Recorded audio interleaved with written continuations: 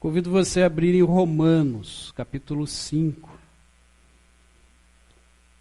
Romanos 5, verso de 3 a 5. Quando você abre lá, quando você liga lá, convido você a orar mais uma vez. Oração nunca é demais. Oração é o nosso aproximar-se do Senhor. Ó Deus, fale conosco, ou melhor, continue a falar conosco. Como acabamos de cantar, Senhor, nós precisamos de Ti. Eu preciso de Ti, Senhor. Porque se não for o Senhor a falar agora, serão somente as minhas palavras, e o Teu povo não quer ouvir as minhas palavras, o Teu povo quer ouvir as Tuas palavras, assim como eu. Por isso, Pai, fale conosco, revele a Tua vontade, e que possamos, ó Deus, ao ouvir a Tua vontade, segui-la, obedecê-la, para que realmente, ó Deus, possamos viver melhor e de forma a Te adorar. Assim que eu oro, Senhor, em nome de Jesus. Amém. Amém.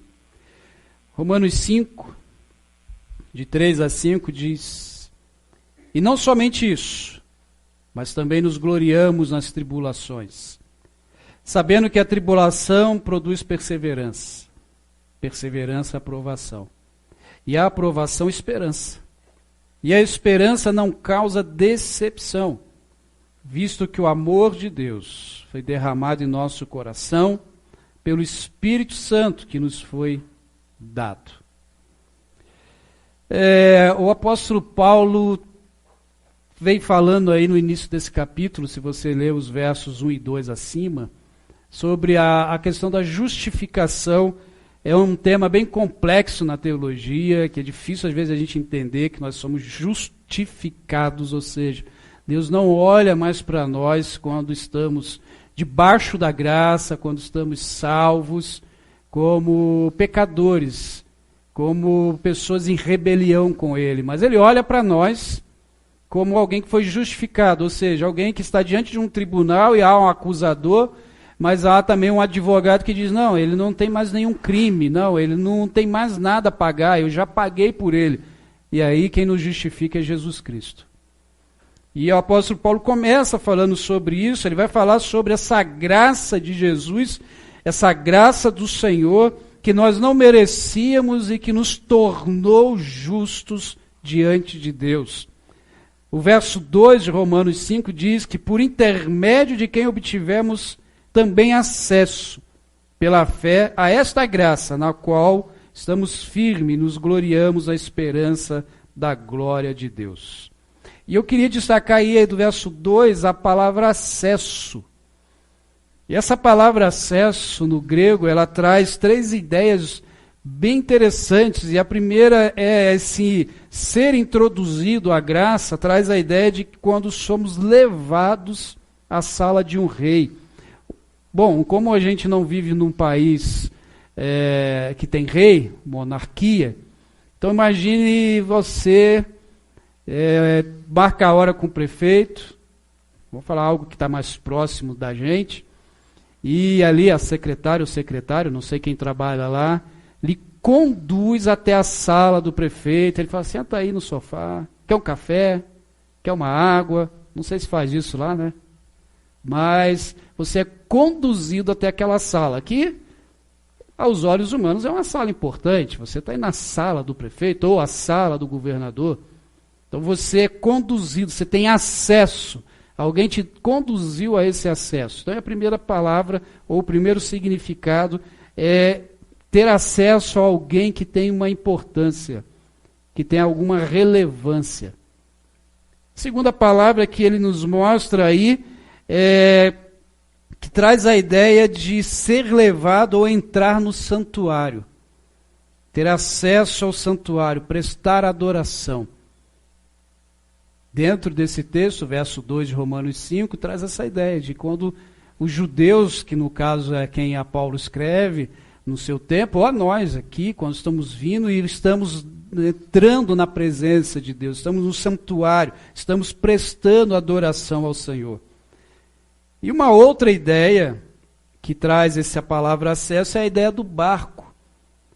Quando o barco tem acesso ao porto, e ali ele fica seguro. No porto ele está seguro das tempestades, ele não está em alto mar, ele não está sofrendo os ataques das ondas, ele está lá paradinho. E o que Paulo está dizendo para a gente? Olha, quando a gente tem acesso à graça de Deus, quando essa graça é acessada em nós, nós temos liberdade agora para chegar no trono de Deus.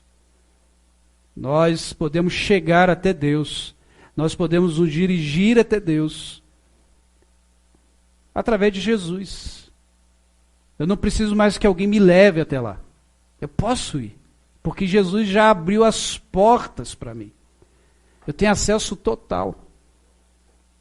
E além disso, você pode adorá-lo, porque ele está lá no trono. E melhor ainda, você está seguro. Ainda que venham as tempestades, você está seguro, você está num porto seguro. E isso traz para nós esperança. E pensando nisso, eu queria falar sobre essa alegria que podemos ter mesmo diante de sofrimentos. Parece algo contraditório, completamente ambivalente, alegria, sofrimento, como que funciona esse negócio? Mas quando nós estamos, ou quando temos esse acesso ao trono de Deus, que podemos ter acesso a uma adoração a Deus, estamos tendo acesso à sua segurança em nós.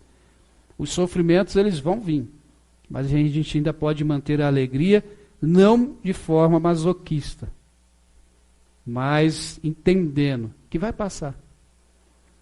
E que enquanto não passa, Ele está comigo. A nossa vida, ela não está ausente dos sofrimentos, ela não está ausente das dores. E a gente tem visto isso aí já há quase 2 anos, né? Espero que não enterre 2 anos, mas está durando. E ninguém está livre disto. Seja o pobre, o rico, seja qualquer um. Mas como se manter firme diante de tanta tribulação, de tanta luta, de tanta pressão? A palavra aí, inclusive, para tribulação, que o apóstolo Paulo vai falar, ele está usando uma palavra que traz essa ideia de pressão. Tem um outro significado que eu vou falar já já, mas é que ele está falando sobre as pressões da perseguição que a igreja estava sofrendo. E graças a Deus a gente não vive num país que tem perseguição, pelo menos não direta. Mas a gente pode vir adorar ao Senhor, ninguém vai preso. Mas o apóstolo Paulo, quando escreve isso, ele fala, olha, na tribulação perseverem. Essa tribulação vai trazer experiência, vai trazer esperança. Ele não está falando para um país onde a gente pode vir adorar. Onde você pode ligar o som do carro e ouvir um louvor. Onde você pode pegar a sua Bíblia na hora do almoço, lá onde você trabalha, e ler. Não era para um país como o nosso. Ele está falando para um povo onde 60% era escravo, que era Roma. Onde esses escravos eram considerados menos do que nada. Uma ferramenta que se estragasse, era jogada fora. Um escravo, se ele ficasse doente, ele era assassinado. Jogado na vala. Porque era só uma ferramenta, não era um ser humano para os romanos. E esses escravos estavam se convertendo. Esses escravos estavam conhecendo a pessoa de Jesus. E agora, Paulo vai dizer, olha, amem os seus senhores. Lógico, ele vai dizer para os senhores a mesma coisa, amem seus escravos. Não os maltrate. Paulo não faz alusão à escravidão, ele está falando para uma época. Agora, quando nós estamos num país como o nosso, onde não temos escravidão, onde nós, pelo menos não dita, né? Onde nós temos um país onde a gente tem uma liberdade religiosa, A gente precisa entender que sofrimentos eles existem, não esse como o que Paulo está dizendo, mas a gente vive com o Covid. A gente convive com a pandemia, com a morte. Graças a Deus a coisa está começando a mudar um pouco. Está começando a melhorar um pouco. Né? A gente está começando a ver mudanças aí. Quem assistiu o jogo agora à tarde, fazer um breve parênteses, um estádio com 60 mil pessoas assistindo um jogo. Aonde, não é no Brasil não, tá, irmãos? Eu não sei qual foi o país que passou o jogo. Quem assistiu, dá um grito aí que eu repito aqui. Inglaterra. E aonde as pessoas já estão com mais de 70% vacinadas. Então as coisas estão começando a melhorar. Graças a Deus. Samira contava um pouco ali que está começando a esvaziar um pouco o hospital. Começando, não vão abusar, tá? Não vamos abusar. Mas a gente convive com a dor, a gente convive com o sofrimento, a gente convive com o medo. E aí a gente não entende algumas coisas às vezes, porque a gente acha, tá, cadê Deus nessa situação? Já ouviu isso? Já falei isso aqui outras vezes. E a gente pensa que a vida é linear, já também falei isso, então a mensagem hoje é algumas repetições, porque a gente tem o que esquece. A gente fica murmurando com Deus. Deus, por que comigo? E eu, se eu fosse Deus, ainda bem que não sou, mas se eu fosse Deus, na hora que você perguntasse para mim, Deus, por que comigo? Eu ia perguntar, e por que não? Por que tem que ser sempre com o outro? E a gente não vai percebendo que a vida é assim. Que a vida nos causa dor. Que a vida nos traz sofrimento, porque a vida ela não é linear. Lembra o exemplo que eu já disse aqui sobre essa vida linear? Você já viu aquela maquininha dos batimentos cardíacos, que eu não sei o nome daquela máquina? Como do que você sabe que o paciente está vivo? Está lá. Para cima e para baixo, para cima e para baixo. O coração está batendo. A linhazinha está assim. Morreu. Linha reta. Linha reta, irmãos, é morte. Enquanto estamos vivos, vamos ter altos e baixos. Altos e baixos. É isso que o apóstolo Paulo vai tratar aqui conosco. De como nos manter firmes nesses altos e baixos. Jesus já tinha dito para isso. Jesus ele é incrível, porque ele nunca deixou nada escondido. João 16:33, ele vai dizer que nesse mundo nós iríamos ter muita alegria, muita felicidade e mar de rosas. É isso que está lá em João 16:33? Que bom, estamos lendo a Bíblia. Ele diz que no mundo vocês terão aflições. Que no mundo vai ter dificuldade. E se ele parasse por aí, irmão, sinceramente, era melhor a gente fechar as portas e viver algumas coisas nessa vida. Mas ele diz depois da vírgula o seguinte, mas tenham ânimo, eu venci o mundo. Como que eu venço os sofrimentos? Como que eu suporto os sofrimentos? É só com Jesus Cristo ao nosso lado. É só eu caminhando com Jesus Cristo, aprendendo a ser discípulo de Jesus. Porque, irmãos, quem aqui quer andar com perdedores? Quem aqui quer ver só perda? A gente quer andar com quem vence. Jesus diz, eu venci o mundo. Eu venci todas essas mazelas. Eu venci esse sistema. Então comigo vocês vão realmente suportar, aguentar as aflições dessa vida. Somente comigo você suporta o luto. Porque eu não consigo, não tem como entender, compreender, porque eu não passei. Quem perde um ente querido, quem perde o cônjuge por causa dessa doença. Mas é só nele para a gente poder ter um pouco de alívio. É só nele para a gente poder dormir à noite sem ficar molhando muito o travesseiro. É só nele. Porque ele já venceu, ele diz, tenha ânimo, não desista. A palavra tribulação que Paulo aqui usa também traz aquela ideia, alguns vão lembrar disto, que é um instrumento chamado tribulum, E o tribulum era um instrumento, uma madeira pesada, cheia de cravos, normalmente pregos grandes, em que o agricultor usava e vinha arrastando sobre o trigo, para ir separando a palha do trigo e ali debulhando aquele trigo. Então esse tribulum passava e rasgava aquele trigo. E o apóstolo Paulo está dizendo, olha, ainda que passem sobre vocês, rasgando vocês, fiquem firmes. Difícil isso, né? É difícil isso. Mas o evangelho, irmãos, é para gente de coragem. É para quem aguenta o tribulum. Mas o evangelho é aquele que traz alegria também. Porque diante de tudo isso, podemos nos tornar mais fortes diante de tanta luta, diante de tanta dor. Olha o verso 3. E não somente isso, mas também nos gloriamos nas tribulações, sabendo que a tribulação produz perseverança. Irmãos, a gente vai adquirindo paciência, perseverança.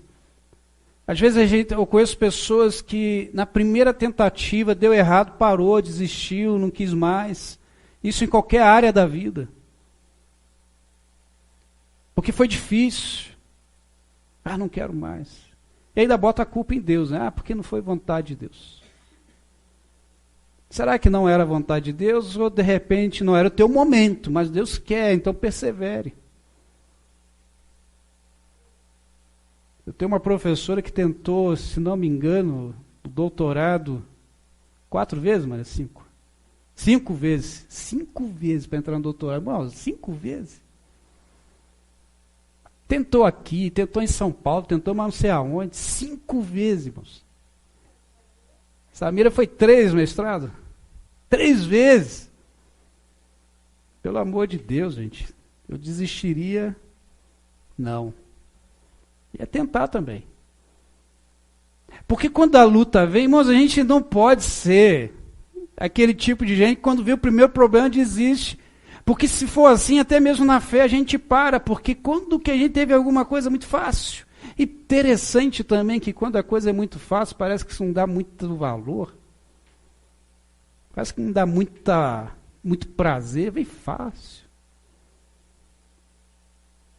O apóstolo Paulo está dizendo, olha, as tribulações, as lutas, elas fazem com que a gente organize em nós, fazem com que criemos em nós uma paciência chamada paciência triunfadora, quase não sai.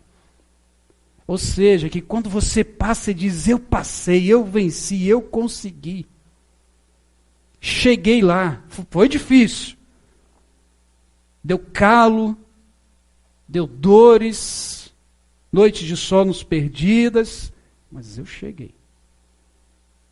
E assim é o sofrimento das lutas, mas a gente chega, a gente quer muitas vezes caminhos afofados, principalmente na fé. Mas irmãos, na vida tem caminhos fofos sim, tem caminhos macios, mas tem pedra, tem espinho. Tem momentos difíceis, tem momentos de alegria, até porque também se só fosse luta, pelo amor de Deus, né? Mas independente se está com alegria ou tristeza, se é fofo ou pedregoso, não desista. Avance, continue. O Salmo 119, verso 71 diz, foi-me bom ter sido afligido. Parece doido esse salmista. Falar isso nos dias de hoje é loucura. Mas olha, para que eu aprendesse os teus estatutos, para que eu aprendesse o valor que o Senhor tem para mim, para que eu aprendesse a valorizar o que o Senhor me deu. Irmãos, a maior alegria é depender da vontade de Deus sobre nós. Saber que Ele cuida nos mínimos detalhes sobre a nossa vida. O apóstolo Paulo entendeu isso lá em Filipenses 4, 10 a 13, ele vai dizendo, olha, eu tenho muita alegria com vocês, filipenses, e digo isso não somente porque vocês me mandaram uma oferta, mas porque eu aprendi a ter, a não ter. eu aprendi a passar fome, eu aprendi a ter comida, eu aprendi a ter roupa no frio, ter roupa no calor, eu aprendi também a não ter roupa no frio. Mas tudo isso eu aprendi porque eu tenho contentamento. E tenho contentamento porque posso todas as coisas naquele que me fortalece. Porque nos sofrimentos o apóstolo Paulo aprendeu que a vida dele dependia de Deus. Então, querido, diante dos sofrimentos, das lutas, não murmure, não reclame. Obrigado. Não reclame, enfrenta. Sabe qual é a melhor forma de você enfrentar os sofrimentos? É de joelho. Colocando o joelho diante de Deus, orando, e quando você se levanta, levanta vitorioso. Sabendo que Deus cuidou de você. E aí a gente começa a entender que essas lutas vão produzindo em nós experiências. Experiências que depois também vão ser compartilhadas com quem não passou. Sejam mais jovens ou mais velhos até que você, mas você teve experiências. O verso 4 diz que a perseverança, a aprovação, e a aprovação, a esperança. A aprovação aqui nesse original que Paulo escreve é traduzido lá no grego como experiência. A gente vai adquirindo experiência com as lutas. E ele usa aqui o termo experiência ou aprovação com aquela mesma palavra que a gente conhece, que é o purificar o metal, o ouro, que passa por um calor intenso, as impurezas saem e fica aquele ouro puro, caro. É isso que ele está dizendo, ó, você vai passar por pressão, vai ser exprimido, mas você vai ter experiência. Os sofrimentos que a gente vai passando, irmãos, vai criando em nós couraças para suportar a vida. Tem hora que não é bom. Enquanto a gente passa, não é nada legal. Mas quando chega lá, como eu disse, a gente está mais forte. Lembra de Jó? Nosso irmão Jó?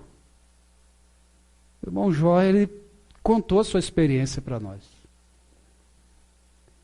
Deus, meio que desafiado pelo diabo, é muito cara de pau o diabo, foi desafiar Deus. Jó te adora desse jeito porque o Senhor dá tudo para ele, tira para ver. Tira lá para você ver, tira aí umas cabecinhas de gado, tira o dinheirinho da conta, para ver se ele continua te adorando. E Deus fala assim, vai lá, pode tirar. Só não toca na vida dele, mas pode tirar. Irmãos, o desafio de Jó foi tão tremendo, que além de Jó ser elogiado por Deus depois, ele frustrou completamente as vontades do diabo. Porque o problema do diabo não era com Jó. O problema do diabo era com Deus. Jó era só o canal que o diabo queria usar para provar para Deus que as pessoas só adoram ele por causa das coisas que ele dá. O Jó, capítulo 2, verso 3, disse então o Senhor a Satanás, reparou meu servo Jó? Não há ninguém na terra como ele, irrepreensível, íntegro, homem que teme a Deus, que evita o mal, e se mantém íntegro apesar de haver instigado contra ele para arruiná-lo sem motivo. Deus continua dizendo lá. O que a gente aprende diante das lutas, das experiências? É que durante as tentações, diante dos problemas, a melhor coisa é você se manter firme com Deus.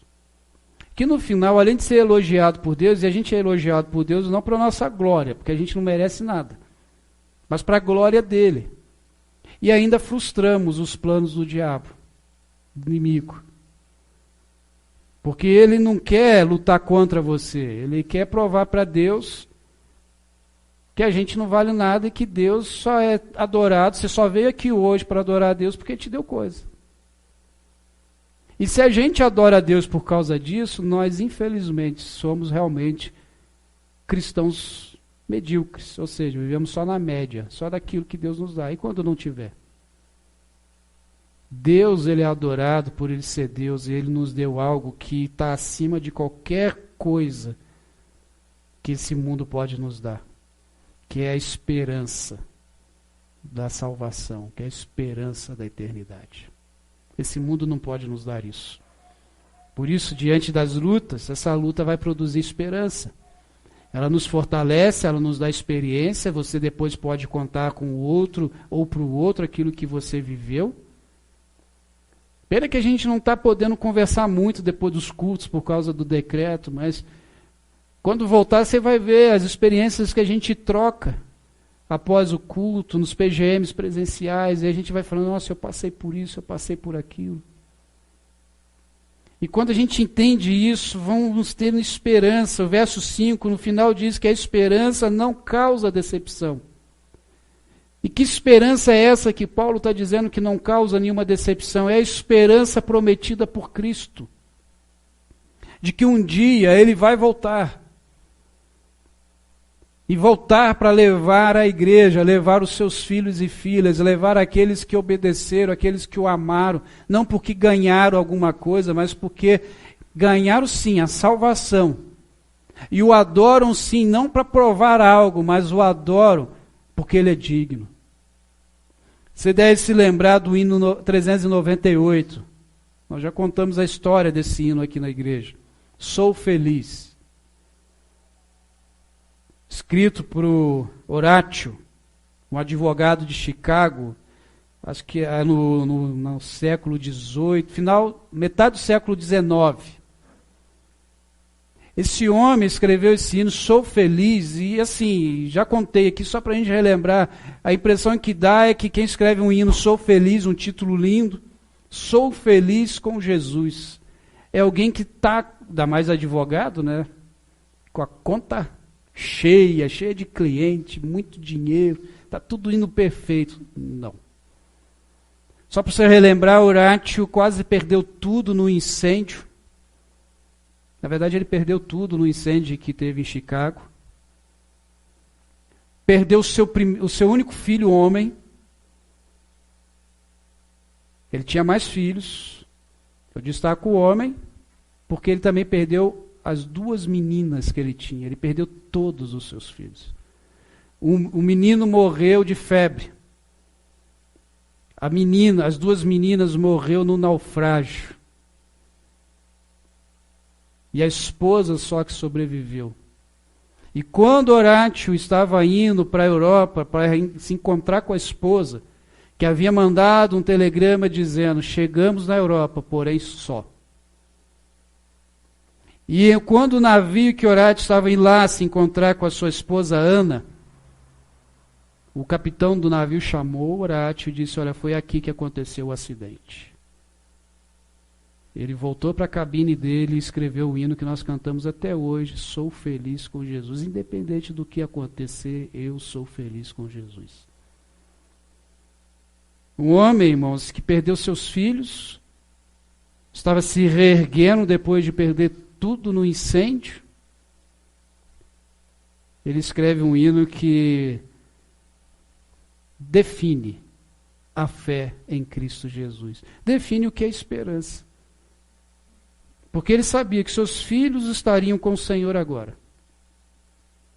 Seus negócios podem se reerguer.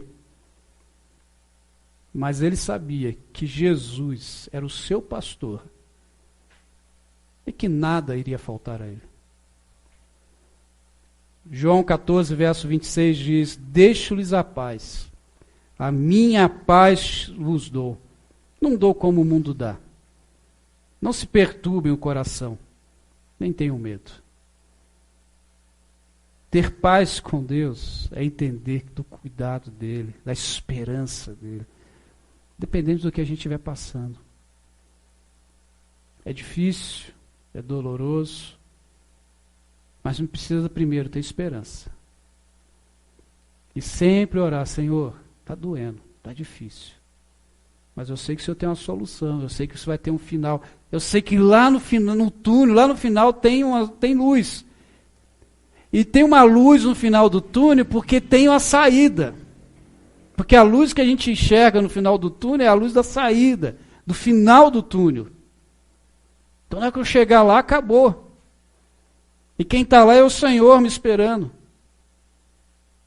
Certa vez eu ouvi uma frase que disseram, eu não gosto de crises. E quem gosta?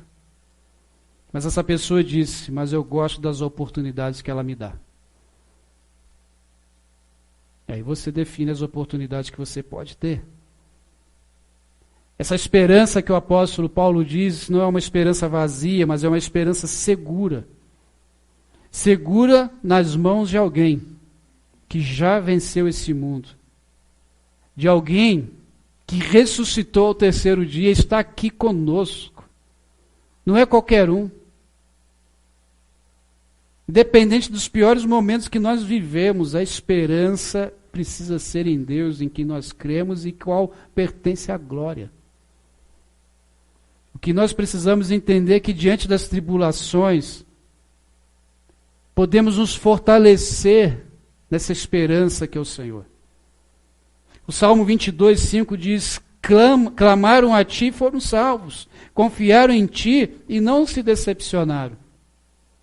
Quando a gente clama, espera, confia, e fazemos também a nossa parte, lógico, nós não vamos nos decepcionar com Deus. O Salmo 71, verso 1 diz, Senhor, em ti me refugio e nunca serei envergonhado. Agora, sabe qual que é o problema, muitas vezes, de nós, cristãos, nos decepcionarmos e a gente fala que se decepcionou com Deus? Eu vou dar um exemplo bem simples. Imagine uma esteira rolante. Se imagine nela agora. E você quer subir. Imagine na sua cabeça aí uma esteira rolante.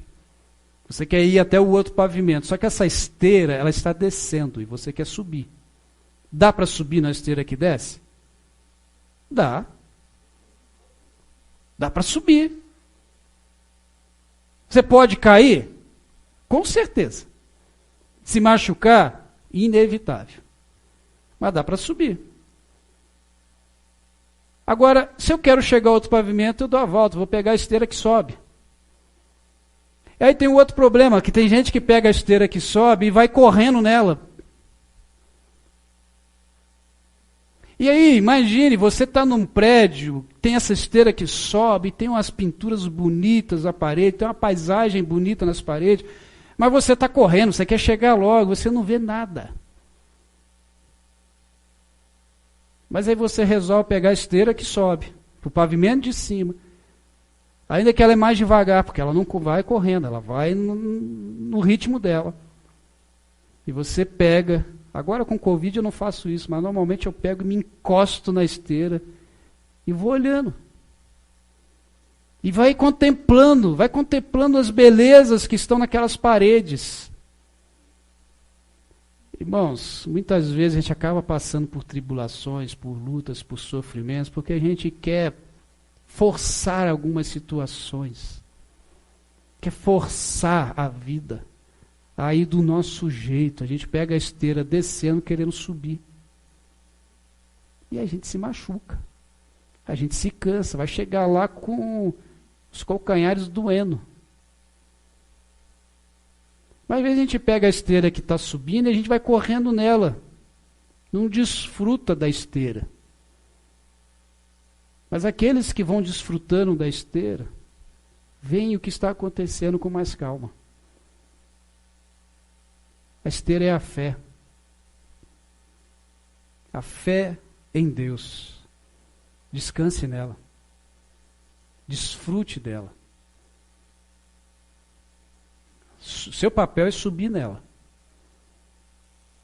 Confiar e fazendo o que precisa ser feito. E aí sim você vai desfrutar da alegria que o Senhor pode te dar. Aí sim você vai poder desfrutar das bênçãos que Deus vai te dar. As bênçãos são as pinturas, as paredes, aquilo que está ali para ser visto. Senão você vai chegar lá na frente. Jesus vai vir, vai te levar, vai dizer, vem bendito do meu Pai. E aí você não vai ter desfrutado daquilo que Ele vai te dar aqui. Porque, irmãos, essa esperança que não decepciona, que o apóstolo Paulo está contando aqui, não é para a eternidade somente. não é somente para quando Jesus voltar, é para agora. Eu já posso viver essa alegria agora. Eu já posso viver a eternidade agora, ou as benéfices dessa eternidade agora, tendo uma tranquilidade, tendo uma vida entregue com Jesus, deixando Ele ser Senhor da minha vida, confiando nele, confiando que Ele está me conduzindo nessa esteira, e eu vou chegar lá em cima, eu vou chegar lá no pavimento superior, e aí sim eu vou desfrutar de tudo que Ele já reservou para mim. Você crê nisso? Você crê mesmo nisso? Eu queria convidar então você a orar. A colocar diante de Deus as tuas lutas. Feche seus olhos aí enquanto eu vou falando. Você em casa também, se você puder fechar os olhos. Mas coloca diante de Deus aquilo que tem te angustiado, que te angustiou essa semana, esse mês, vai te angustiar a partir de amanhã, não sei. Coloca lá, coloca as tuas lutas. Dá nome para elas aí, você e Deus agora. Tuas lutas têm nome. Primeira coisa que eu te peço é pare de subir na esteira que está descendo. E para de correr na esteira que está subindo. Mas vai na esteira da fé. Vai na fé. Deixa o Senhor agir na sua vida. Ó Deus, visite-nos nesse momento. Visite-nos, ó Pai, com a tua esperança. Existem teus filhos, existem filhos e filhas aqui nessa noite, ó Deus, que têm passado por lutas, sofrimentos, ó Deus, quase já a níveis de tribulação. Por isso espero no Senhor agora, Pai, a tua esperança, o teu refrigério, uma resposta. Eles não querem mais pegar a esteira que está descendo para subir, eles não querem fazer mais do seu jeito, do jeito deles. Não querem mais viver de forma individual, querem viver, ó Deus, com o Senhor. Também, Senhor, não querem mais subir correndo na esteira que sobe, mas querem subir nessa esteira da fé, confiantes que o Senhor está agindo agora na vida deles. Pai, eu não sei quando o Senhor vai responder. Eu não sei quando o Senhor vai dar a resposta a essa ou esse irmão.